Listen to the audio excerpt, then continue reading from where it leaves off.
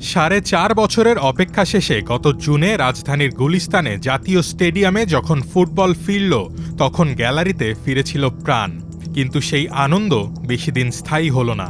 মাত্র 10 মাস আর 8টি ম্যাচ খেলতে না খেলতেই যেন হাঁপিয়ে উঠেছে দেশের হোম অব ফুটবল। সংস্কারের নামে 10 লাখ টাকা ব্যয়ে লাগানো ঘাস এখন উপড়ে ফেলা হচ্ছে। 2021 থেকে 2025 সাল পর্যন্ত চলা 158 কোটি 44 লাখ টাকার বিশাল স্টেডিয়ামে ঘাস লাগানো নিয়ে ছিল বড় ধরনের উদাসীনতা।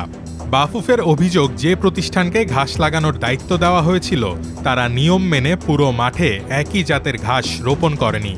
কোথাও শক্ত শিকড়, আবার কোথাও নরম শিকড়, এমন হরেক জাতের ঘাসের মিশেলে মাঠটি খেলার অনুপযোগী হয়ে পড়ে। গত 16 মার্চ মাঠ পরিদর্শনে এসে খোদ ক্রীড়া প্রতিমন্ত্রী আমিনুল হকও ক্ষোভ প্রকাশ করেছিলেন।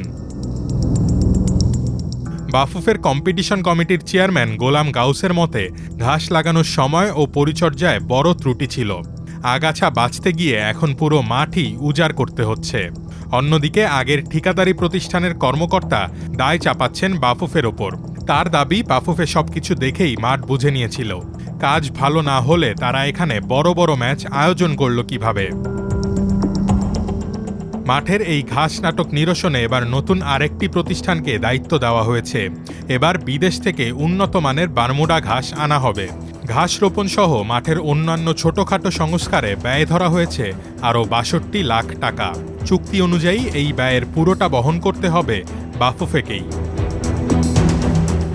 গত 5 এপ্রিল থেকে শুরু হওয়া এই কর্মযজ্ঞ শেষ হতে পারে আগস্টের প্রথম সপ্তাহে।